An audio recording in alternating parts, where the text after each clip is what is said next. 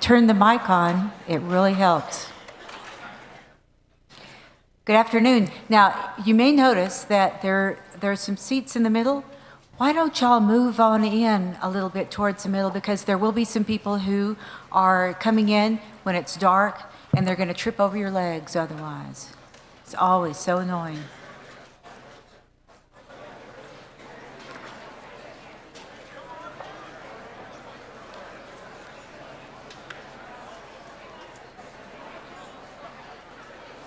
That's great.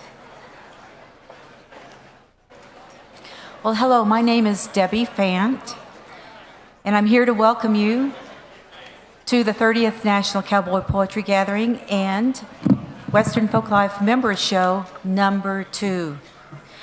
This show's a real special one because it deals with family and with traditions. We have Vess Quinlan and Lisa Quinlan. We have Barry Hertz and Joe Hertz.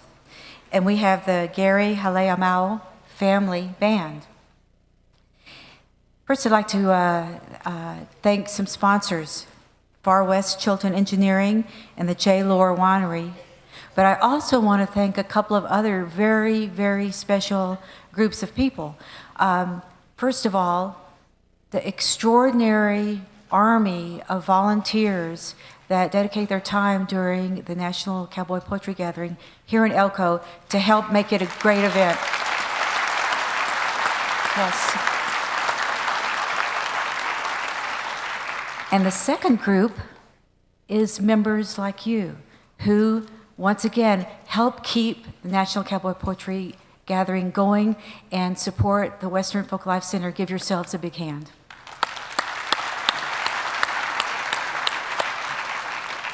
Okay, so little housekeeping. Please turn off your cell phones, turn off the ringers.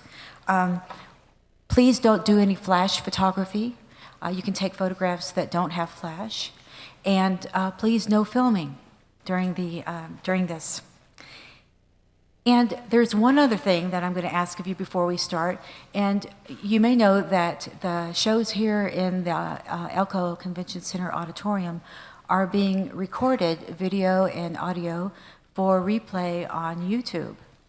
And so Lance, who's back there heading up the recording, has asked if we would all do a very special shout out to the folks who are going to tune in later on YouTube to see what was going on and what they missed, plus y'all who are going to show all your friends and relatives what they missed. So on the count of 3, would everybody please say howdy? 1, 2, 3. Howdy! Great.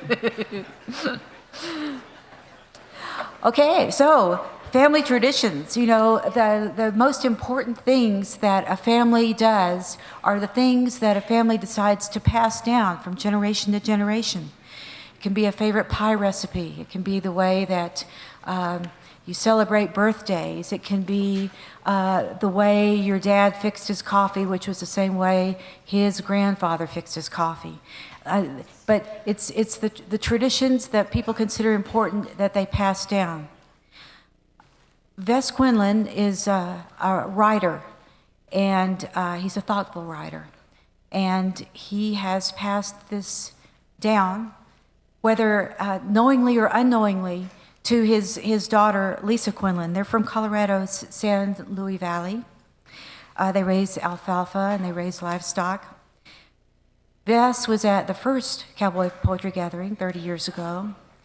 And he's known as a philosopher poet. And I asked him, so what is it that drove him to write? And he said, well, it's the same thing that drove Lisa to write.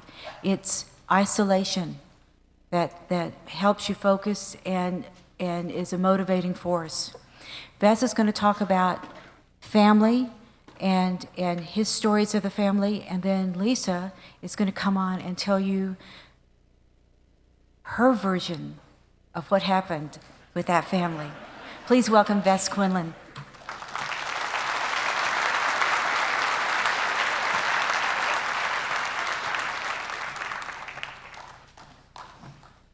Thank you, Debbie. Good afternoon. I know you're out there.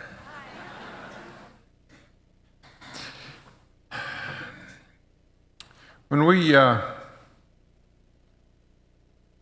when my wife Arlen and I got married, all I ever really wanted to do was get as far from town as I could get and find a job taking care of somebody else's cows, which was about the height of my ambition. And there's an old saying in our family, and I think it's probably a cliche, that the way I wanted to make my living was great for men and dogs, but it was hell on horses and women. And the first poem I want to do has to do with when we, once in a while, I would decide that I was not doing the right thing, wasn't doing right by my family, and I would run away from agriculture and I would try to get a real job. And it never lasted very long. I remember once we were in town and I had a job in some little factory making batteries for the Minuteman missile. And on the weekends we would leave Denver and drive the country all weekend long. So we obviously weren't happy. So the next thing I did is I got as far from town as I could get and as an isolated place as I could find. And that's what this poem is about. Her dad was a cowboy, and so she always thought that she would like to live in town and the way ordinary people lived. And this poem is called The Trouble with Dreams. She followed me to ranches that were a long way from anywhere, made sad houses smile when they hadn't in years.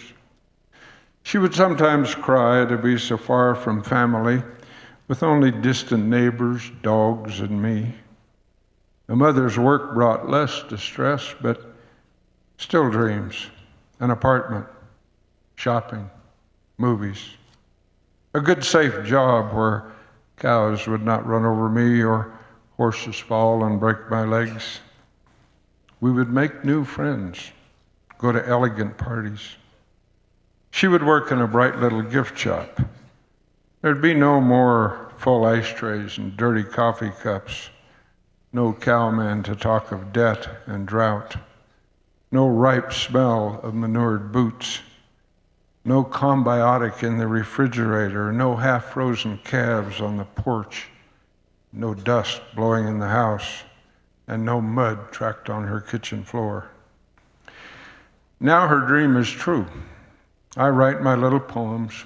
She swims in the pool, soaks in the hot tub, goes shopping, and hides the tears I know are there. Finally, she asks if I might find some cowmen to visit, drink coffee, talk about cows, fill the ashtrays, and track mud on her kitchen floor.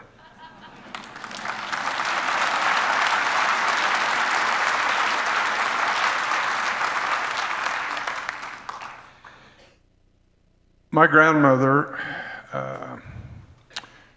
had 11 and raised 9. My grandfather was like me, subsistence ranches.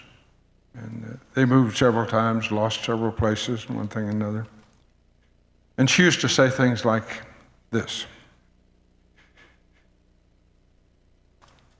"You cannot let a cowboy run a ranch," she would say.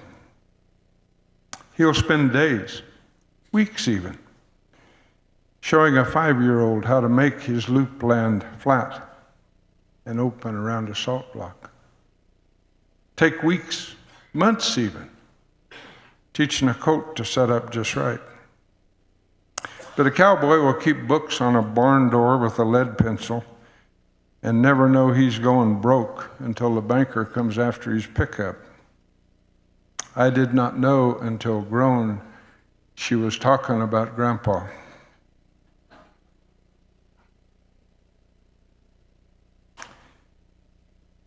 My little brother was maybe 5 when this poem was written, and my mother left him with my granddad. He and my little sister with my granddad for a day or two, and this poem is called An Astute Observation. Little brother was almost 5. younger sister toddling after everywhere. "Look," he said, showing a toy made of leather, hog rings, and horsehair. "I have one too," says little sister. "Did you know," he asks, "that our grandpa can take a nothing and make two somethings?"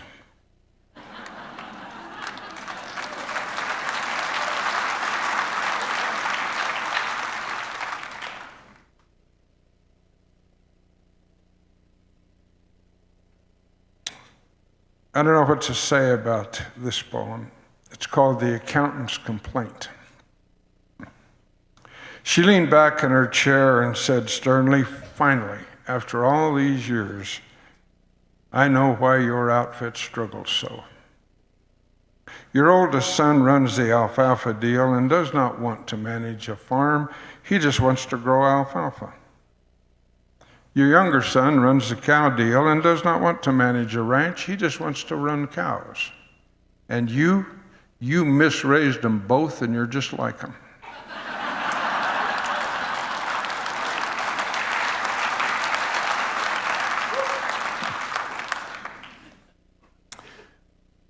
My grandson, Jaden, is here for the first time in 20 or 25 years. And the last time he was here, I think he was 5 years old.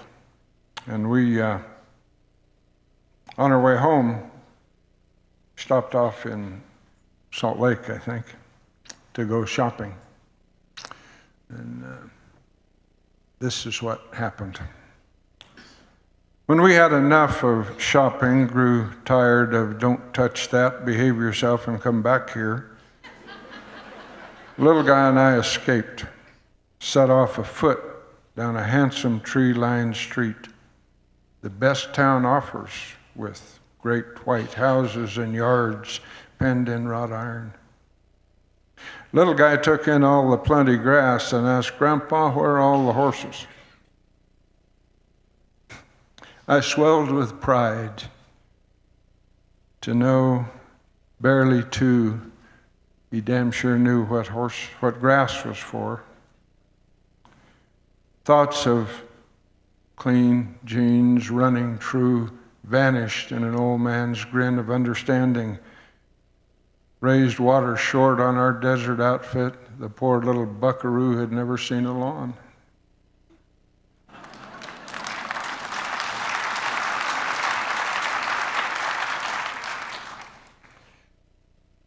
When we finally got a place of our own, it was in partnership with an accountant in Colorado Springs, and I used to joke that I finally found somebody with more optimism than common sense. And we bought a pretty rundown place and a pretty isolated place. And my daughter was 5, the kids were all little, and they became the crew. I had polio when I was 10. And I came out of a world with my cowboy uncles where it was, "I'll get up, you ain't hurt, the bleeding will quit after a while."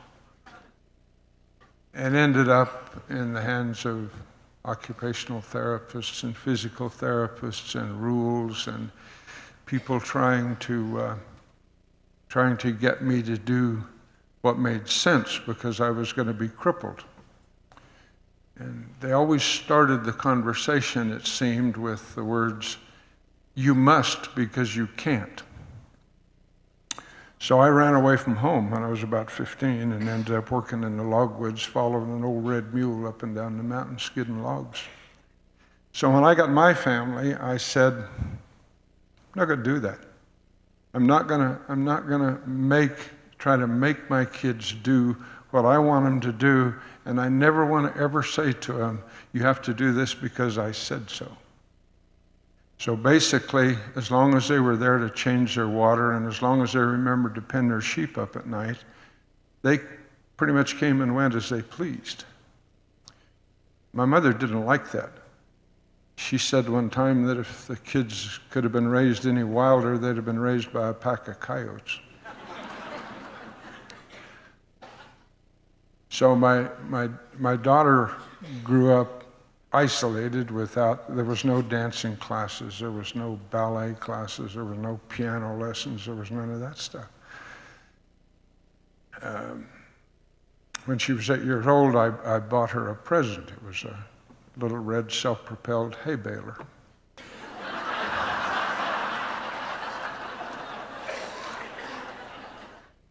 And I know some of you out there are going to think I was a sorry father who did no hay balers from Barbie dolls. But she ran that baler for years, and the reason we bought her that baler was she could reach the pedals, and she couldn't reach the pedals on the tractors. The girls ran the windrowers, and the boys did the baling, and she felt left out because she couldn't participate in the baling.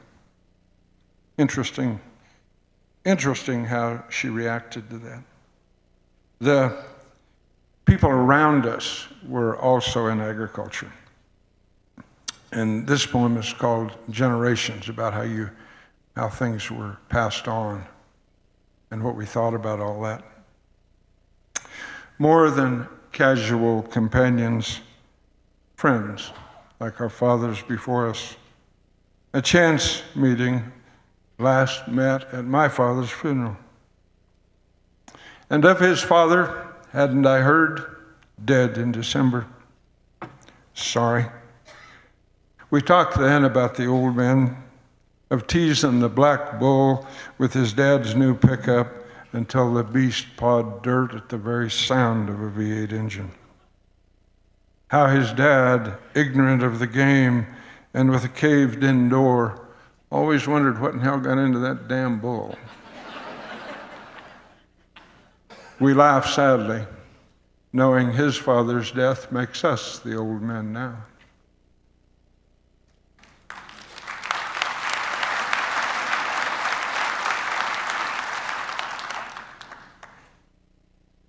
One day, my daughter was running her little self-propelled baler, and my middle son was running a tractor pulling the baler, and I was running a tractor pulling the baler. And my oldest son came into the field. He was out changing his water, and he came into the field, drove his pickup in the field, picked up a few bales to make sure that we were getting them heavy enough to sell. And he pulled a flake open to see if we were getting all the leaves in there like we were supposed to. And decided we were doing all right and got in his pickup and went back to take care of his water. And by the time I got to the end of the winter I was baling, I wrote this poem. And it's on the back of your program. It's called Passing the Mantle. How small he was.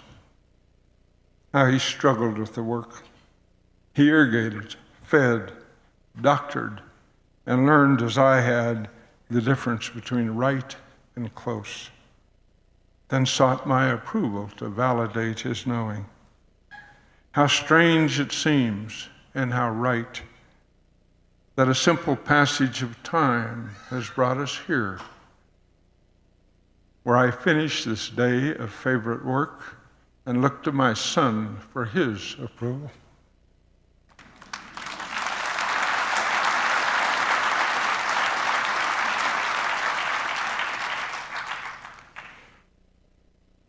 My grandmother called us next year people. Women take a very different attitude toward the illogic of the way we tried to make a living a lot of times. And this poem pretty well explains itself. The preacher picked us out of a stream of stock show enthusiasts walking toward the entrance gates on an icy sidewalk. He approached Sprague Spittle, pointed with a grimy hand, and asked loudly, "Are you a person of faith? Do you believe, madam?" Uh-oh, I thought. Nobody, but nobody shouts at Grandma. Later, over ice cream, she said, "I've been thinking about that sidewalk preacher and what he said. I should have stopped and told him of our faith. It is pure faith to turn bulls in and believe come spring there will be rambunctious white-faced calves bucking and bawling and button heads When we bury tiny, fragile seed a quarter-inch deep in dry soil, we believe a miracle of great lushness will happen to feed our livestock. Is that not faith? When hard times come, we hang on like leeches and believe that next year it won't hail out our grain or rain on our alfalfa. Next year, the cows will all twin and we'll be able to pay the bank. Oh yes, I should have told him. We believe and have great faith because we are next year people.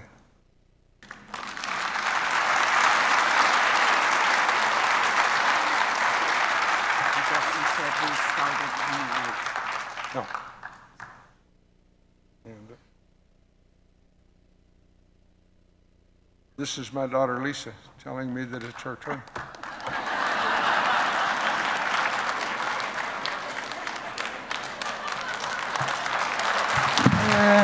Thank you.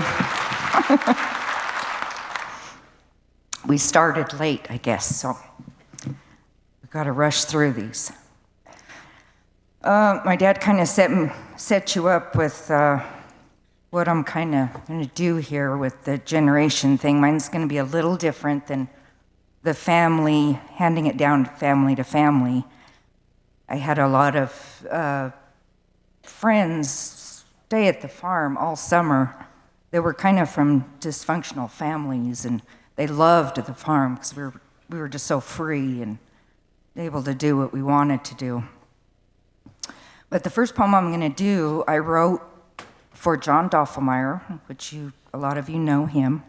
He asked me if I was lonely as a little girl because I had 2 older brothers. And so I answered him in this poem. It's called You Ask, for John Doffelmeyer. You ask if I was lonely as a little girl. And I think about the question and the word lonely. I'd run as fast as I could through waist-high hay fields and count how many times the thick, tangled stems would trip me before I got tired. The sweet green smell was worth the fall every time. I would pretend to be the old woman who lived in a shoe. Only my children were 19 orphan lambs. I would scold them with made-up names as they fought for nipples around the feeding bucket. I can still feel my smile as I watch them buck and bawl and play. I still hear the hollow clomp, clomp as soft hooves pounded a wood floor covered with golden warm straw. The heat lamp cast a strange yellowish light in the tiny square room. Story time came when they got sleepy from milk and play. They would curl up in a lamb pile at my feet and fall asleep to my little girl dreams. I would say a quiet good night with each name I thought I would never forget, but have. Was I lonely, you ask? The hayloft made a perfect playhouse. I had an old broom, and no matter how often I would sweep, it was always as dusty as the first time. I had a little tin stove, a cardboard refrigerator and sink, and treasures of old dirty jars I found in the dump. I had plastic plates and cups and saucers, plastic silverware and miniature skillets. I had crowds of company in my dusty house. Company no one else could see or hear.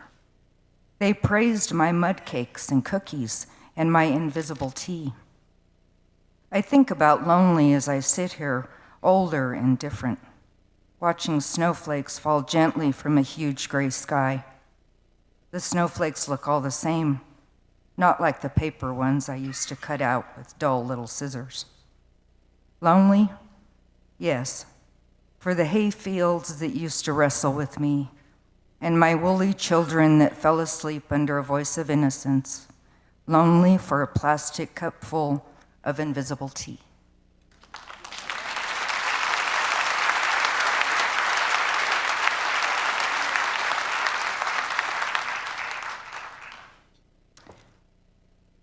The friend I was talking about that would come every summer and just want to stay, but she couldn't, of course. Her name was Dede, and she spent many summers with me. but she always had to go back for school. And there's 2 parts to this. And this is Dede part 1. Remember when we went camping, spent all day struggling through loose shale and over big rocks to reach the mountaintop and the valley that lay before us like some majestic place in a fairy tale book? Faraway mountains of blue ran together like red paint to form a circle back to us. We looked at the foggy valley for a long time in silence. Remember the old wooden cross that stood in a pile of white rocks? And on top of the white rocks, someone had left a glass jar with a pencil, a pad, and a list of names. There was a special gift for some other climber, half a Hershey bar for energy to climb back down. I wrote a little poem on the pad and signed our names. You took a small piece of the Hershey bar and gave me the rest. I still have a picture of you sitting by the cross, laughing big like you always did. It is the only picture I have left. The colors are dull now and the jar isn't clear, but you're still there, just as I remember you. This is part 2. I was angry when we drove 3 hours to take your mother flowers on her birthday. You handed her red summer roses you had grown yourself. They were full and sweet and perfect. Happy birthday, Mom. We hadn't called. She was uncomfortable and lacked the grace to hide it. I watched you pretend everything was okay, and then your mother said, "It's not my birthday." It was just a thought, you said, with a shrug, and hugged her goodbye. Somehow we grew closer that day. You told me about her not wanting you when you were 2 and failed at mothering. I'll never forget your eyes, how they tried not to cry and didn't. The last time I saw you, I didn't know it would be the last time. Our laughter was our farewell. Sometimes I look around expecting you to be there, but you never are. And I am reminded that summers never last very long.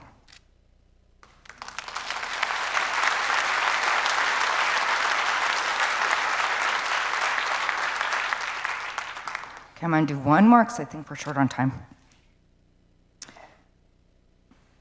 This one I've written for my 2 sons, Jaden and Colton. It's called Rebreathe. Ask of my wishes in the last moments before I am old and cannot remember yesterday. I will tell you of dabble-in daydreams that have danced in my mind.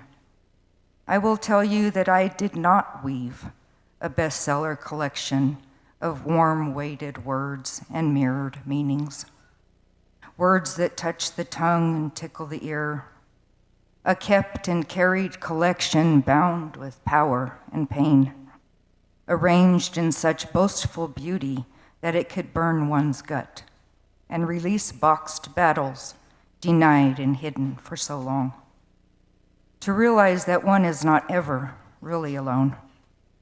I will tell you of my dormant desire to sail, in awe of the thought of taut cloth against command of wind, a motorless rhythm breaking through lavish liquid, destined for Tibetan temples and magnificent churches, where thick traditions and cold cultures would make me feel small and empty. To stay a while in cute cottages under lighthouses and walk the widow's walk to wonder about a soul lost at sea.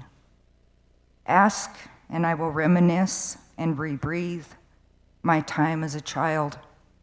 With a feeble flock of motherless lambs I kept alive under heat lamps with warm milk.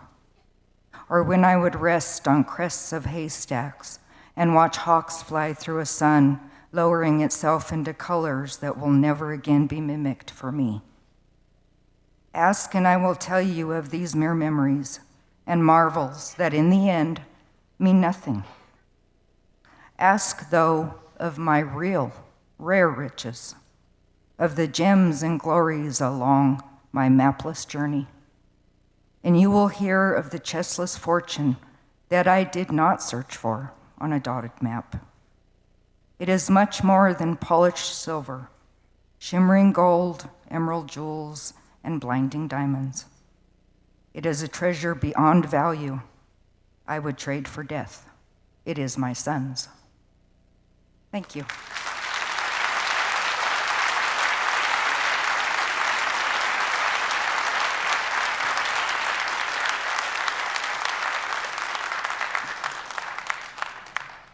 Once again, Vess Quinlan and Lisa Quinlan.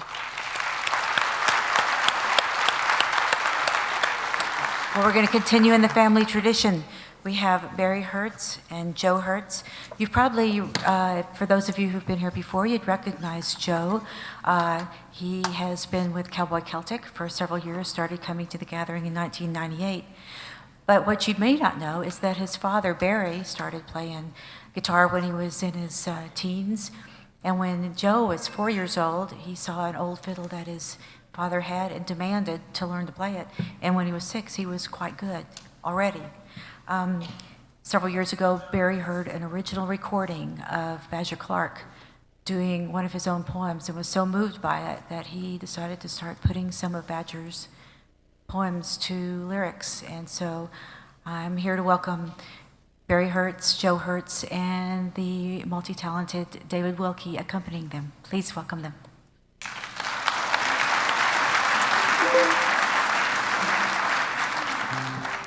Thank you. Debbie, we have a confession to make here. I knew that this organization here at the gathering was, they run a tight ship. So, and this is supposed to be a family thing right now, so we had to run downtown to the courthouse. We get Dave's name changed. So it's Dave Wilkie Hertz Jr. Even if he's slightly elder than me, but. Thank you. Yeah, just slightly. We're going to do a couple of the Badger Clark songs for you, and I think I'll throw in a fiddle tune. Right, Joe? Okay. This first one's a love song from Badger. That his claim was, of course, the one that you know probably better than any others is Cowboy's Prayer. But this is one that was in his Sun and Saddle Leather book of poems, and it's pretty nice. So we're going to just play it for you. Here you go.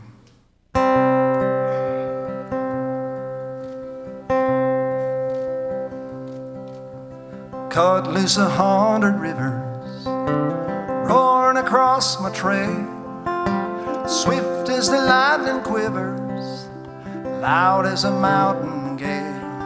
I build me a board of slivers, I weave me a sail of fur, and ducks may founder and die, but across that river to her. Bunch the days together, hang 3 suns in the vault, scorch the lizards to leather, strangle the springs with salt. I fly with the buzzard feather, I dig me wells with a spur, and the snakes may famish and fry, but across that desert to her.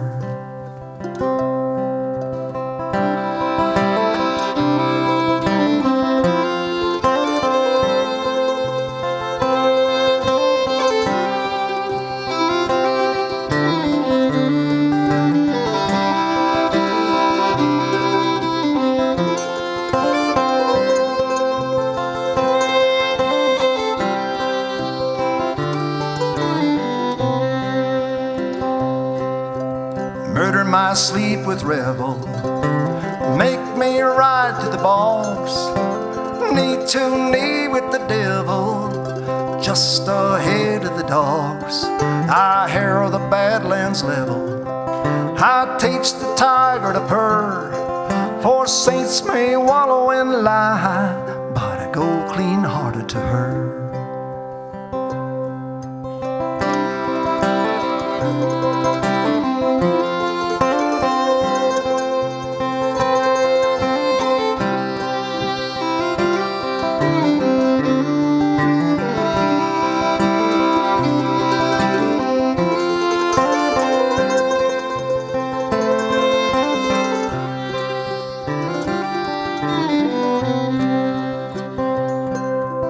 murder my sleep with revel, make me ride through the bars, knee to knee with the devil, just ahead of the dogs. I harrow the badlands level, I teach the tiger to purr, for saints may wallow and lie, but I go clean-hearted to her. For saints may wallow and lie, but I go clean-hearted to her.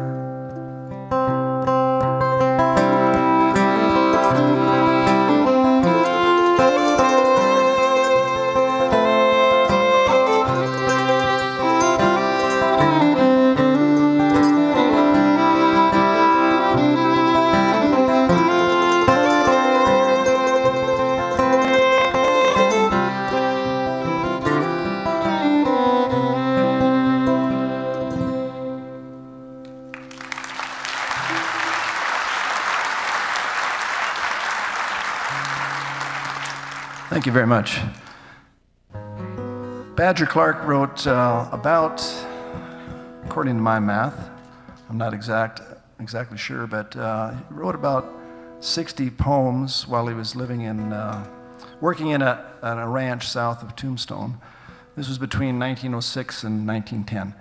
At least that many that ended up in his first book of poems. And Sun and Saddle Leather was released, I think 4 times, 1915, 17, 19, and 1920. And the 1920 version is the one I have, and it has all of those songs that I mentioned, Sun and Saddle Leather, plus he's got a section called New Songs, or New Poems. I want to call them songs, because so many other people did too, but even in his day. But we'd like to do one that's actually a World War I theme, and it's kind of neat. And Badger grew up part of this time in Deadwood, South Dakota. And I don't know if you've been down to Deadwood, I'm sure it's true a lot of places, but I swear every other block is a gulch. You know, it's Calamity Gulch Drive or whatever it is. And so you'll hear a lot of references, he's referencing the Black Hills as far as I know, because I think he wrote this one during the war or just after it. So here it goes. It's called Jeff Hart, provided I'm in tune. Let me just double check this.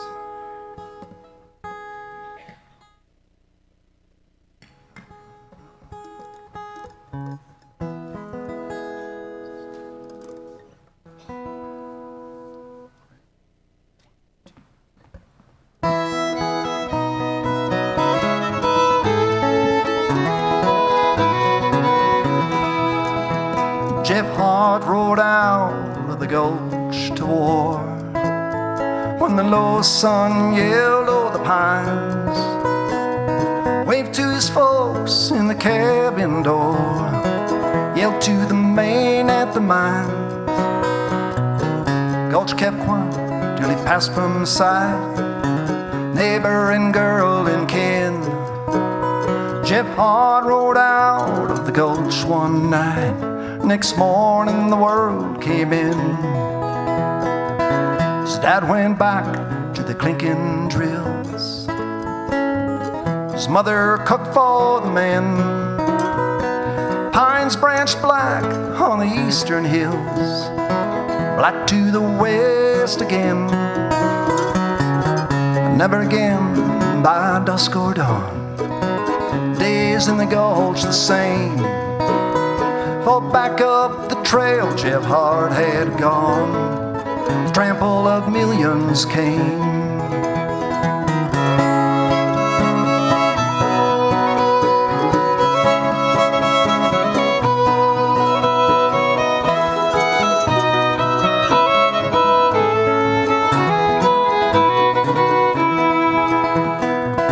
The never a clatter of dynamite echoed the gongs of the Ain.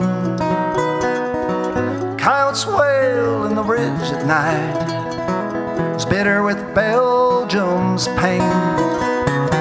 Heard the snarl of a savage sea, pines when the wind went through, and the strangers Jeff Hart fought to free grew folks to the folks he knew.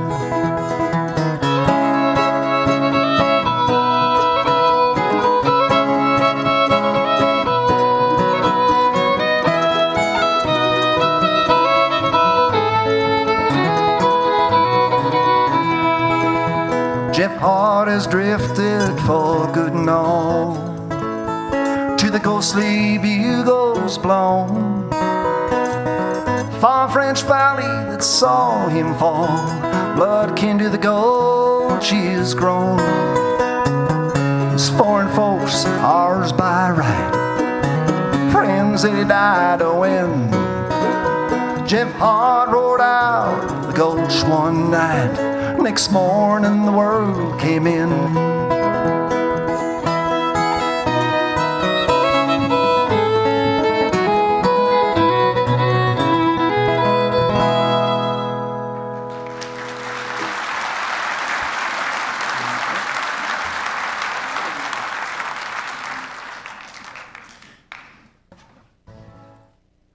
Joe's going to introduce this next one. Okay. I think we're going to do a couple of fiddle tunes here. We'll do a Scottish air, famous tune by a gentleman by the name of Scott Skinner, and we'll do an Irish reel to end her off called the Salamanca.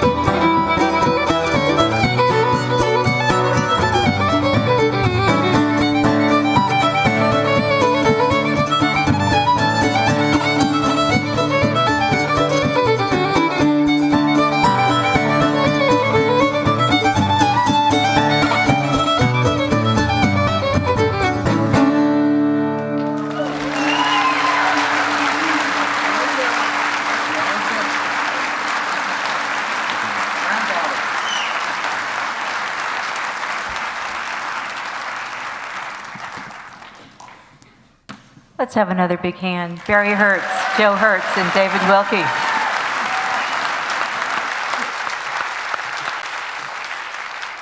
Pretty dynamite stuff, isn't it? You know, it's one of the things it's really extraordinary to be able, it's such an honor to be able to introduce these talented performers, to meet them, to hear their stories, and then to tell you a little bit about them. So the next group up we have is the Gary Haleamau Family Band from Las Vegas, Nevada. And I'm going to say some of the words I know that you've been reading in the program guide, some of these Hawaiian words, and you've been wondering how you pronounce them. So we'll have a quick lesson while they're setting up. So Gary grew up on the Hu'ehu'e Ranch in Hawaii. You want to say Hu'ehu'e? Very good. His father was a paniolo, which is a Hawaiian cowboy. Paniolo? Good. Now, what his father did is play slack key guitar, and in Hawaiian that's referred to as kiho'alu. Kiho'alu, very good. And now this is the one that was new to me, and the hardest one is the falsetto that they sing in is leo ki'e ki'e. Leo ki'e ki'e. Please welcome the Gary Haleamau Family Band.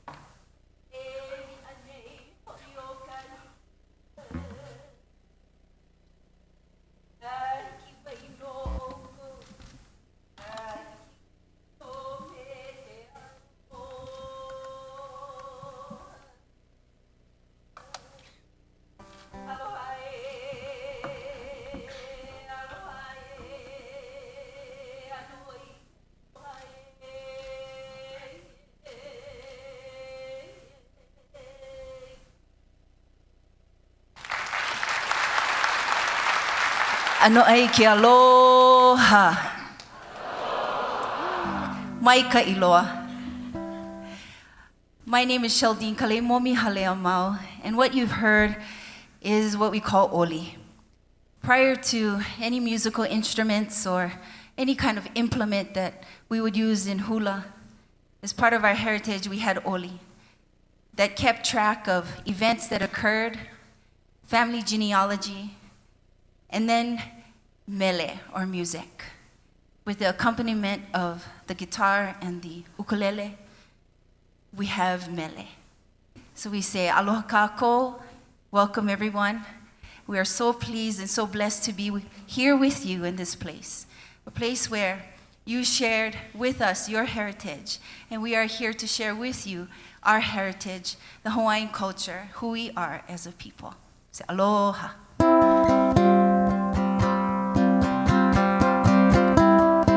This mele, or song, we're going to share with you was written by John Kamealoha Elmida, who was blind. And he would sing songs of many different friends that he had.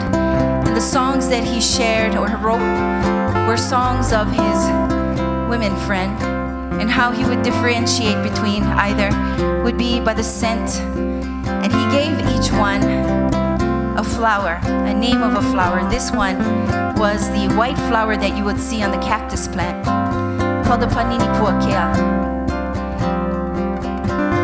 And anyway, he wrote also this song called the Hula o Maki.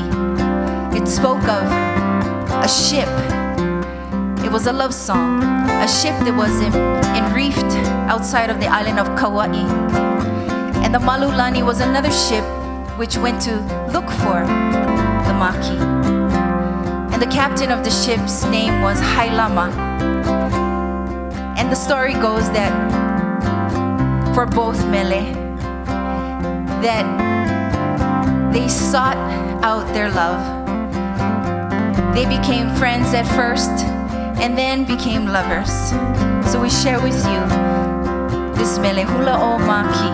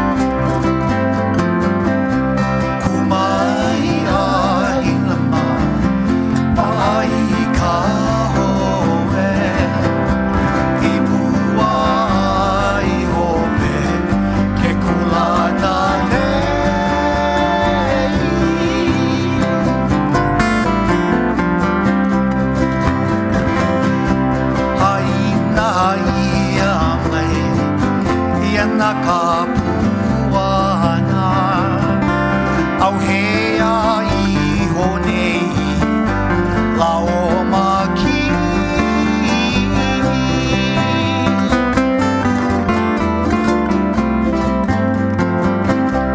Haina ia mai Iana ka puana Au hea iho nei La o maki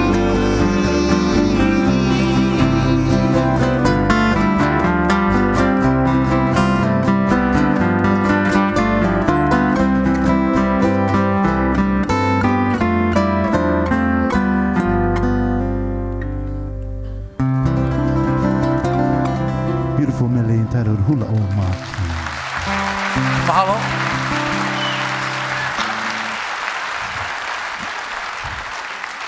Thank you very much.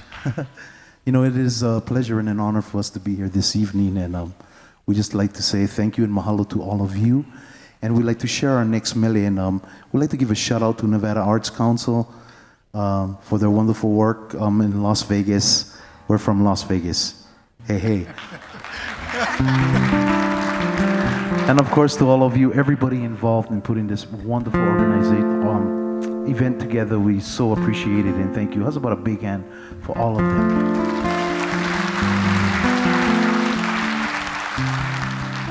1907, the Parker Ranch, famous ranch on the Big Island of Hawaii. They sent 2 cowboys to Wyoming to scout out the rodeo, professional rodeo there.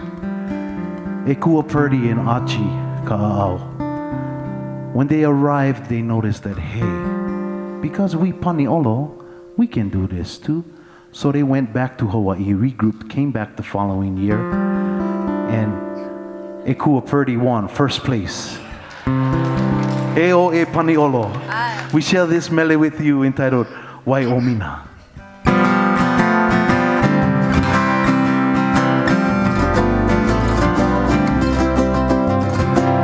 Kaulana I kua me ka na e uka na iwa iwa e ona o vai me e ka e tanua ki pupu ka wai o mina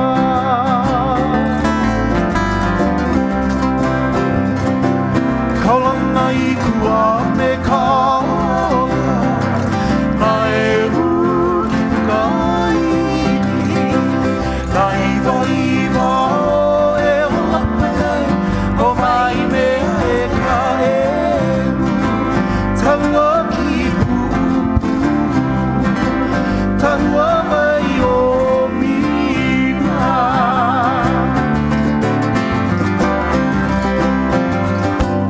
Olua na moho puni ke na e uki pukai Ao he kupu e o nana o vai me e ka e Tanua ki pupu a me ke anua ka le poni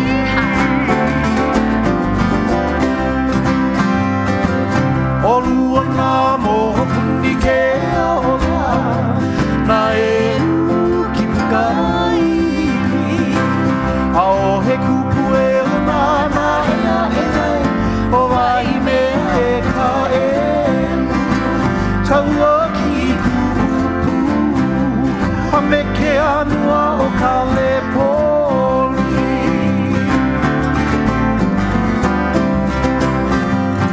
Nā ki kele kalapa I hai maina na e uki pukai I kua o ka moho puni ke aola vai me e ka e Taua ki kupu no kua hivi e kolu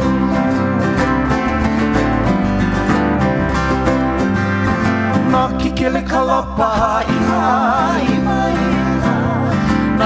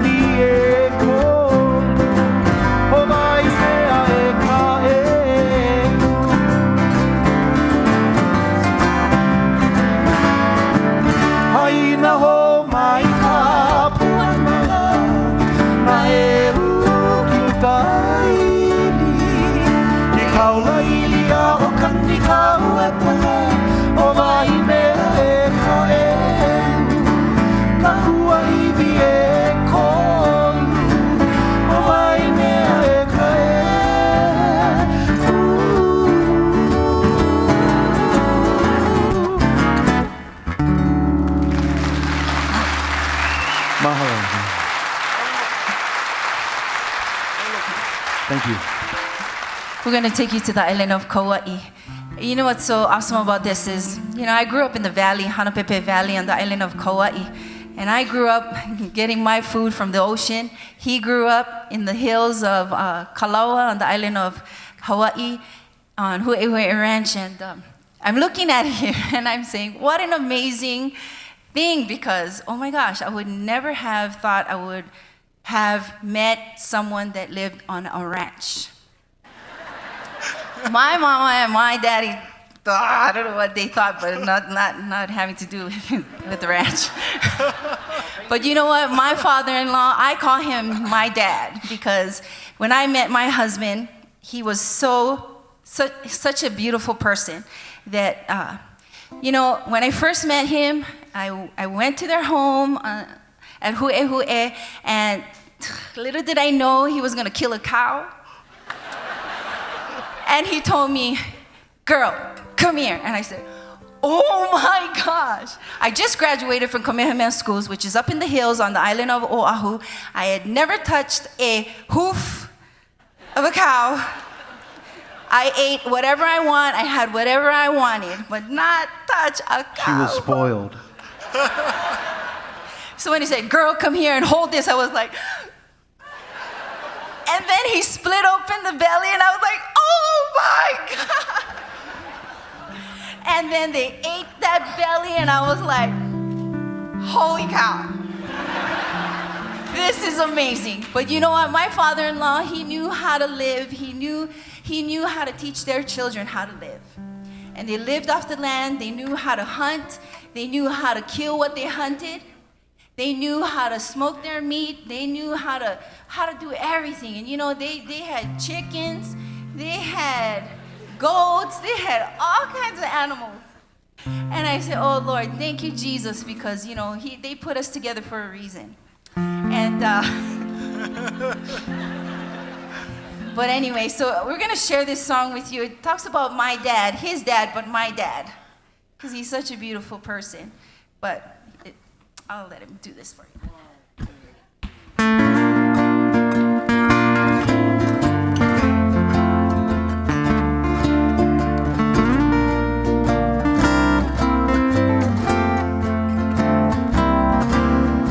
Early each morning he rises at 4, heats up the coffee and peeks out the door to greet a new day in his own way. He kisses his wife as he packs up the spur,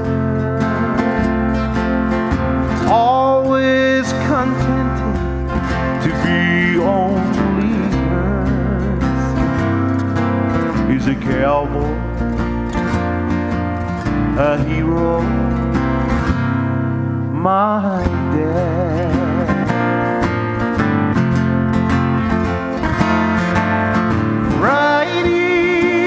Riding all day, living life his own way. Yes, I'm proud of knowing this man, this cowboy, this hero, my dad.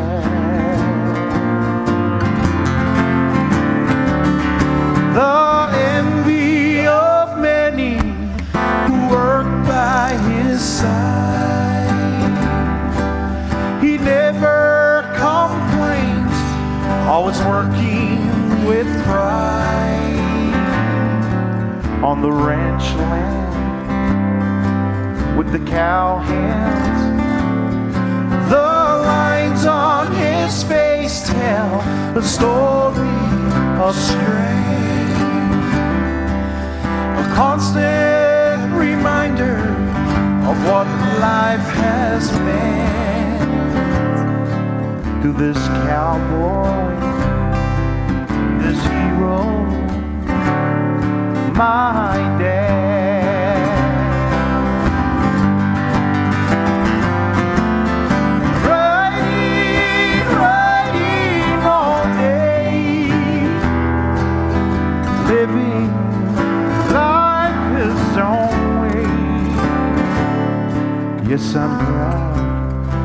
knowing this man, this cowboy, this hero, my dad.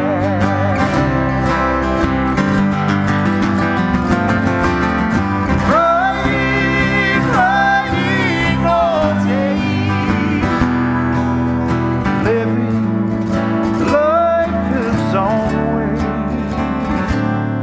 Yes, I'm proud of knowing this man, this cowboy, this hero,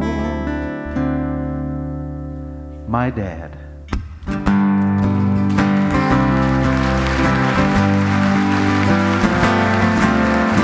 Riding all day.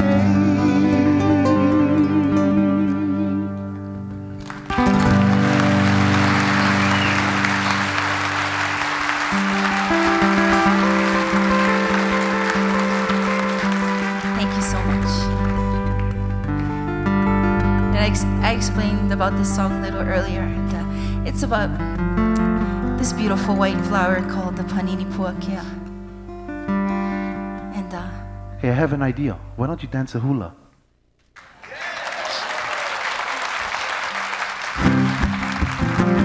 what'll it take? Promise no more cow hooves. Ladies and gentlemen, a big hand for Sheldine Hale Haleamau.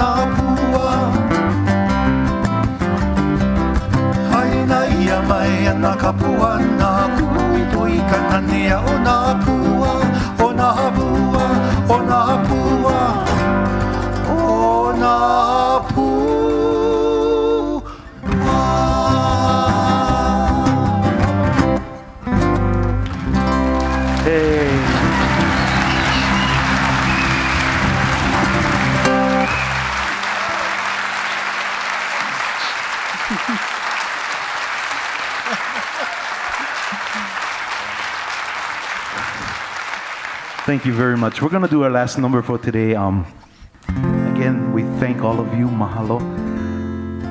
This is a song that I composed years ago, and I was very blessed and privileged to have this song featured on the movie The Descendants, along with Mr. George Clooney.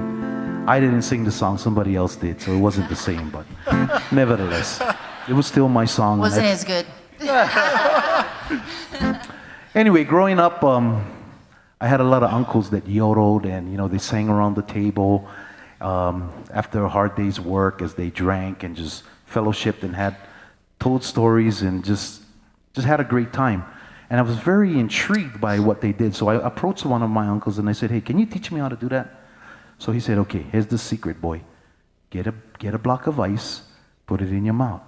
Put it at the top of your tongue, bottom of your tongue, top of your tongue, bottom of your tongue. And as the ice gets smaller, it gets harder to control."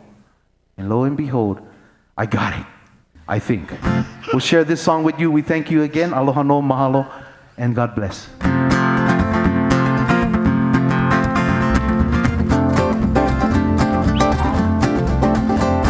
I went down to Texas to learn how to yodel. This is the way they yodel-a-tee. This is the way they yodel-a-tee, yodel-a, yodel-a-tee, yodel-a-tee. Yodel-a, yodel-a-tee, yodel-a, yodel-a-tee. Yodel-a, yodel-a, yodel-a, yodel-a, yodel-a, yodel-a-tee. Yodel-a, yodel-a-tee, yodel-a.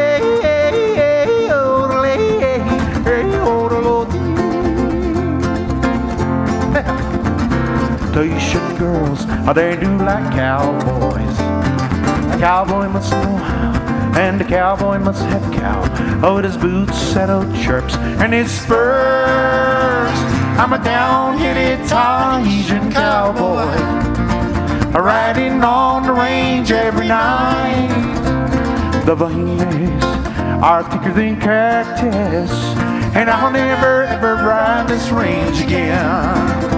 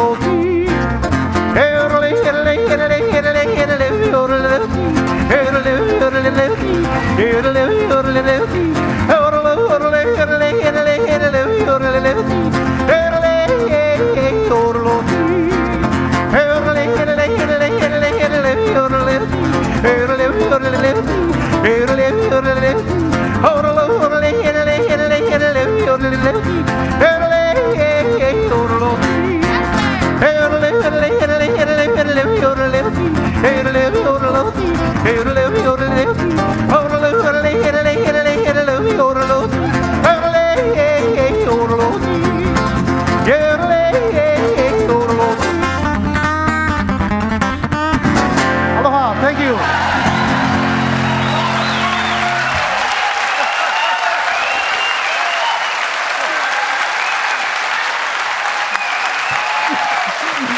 Gary Haleamau Family Band. Thank you.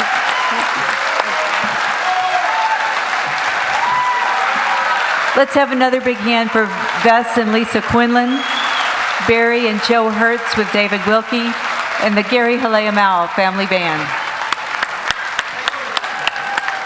Thank you so much. If y'all will exit to the right, we'd be much obliged.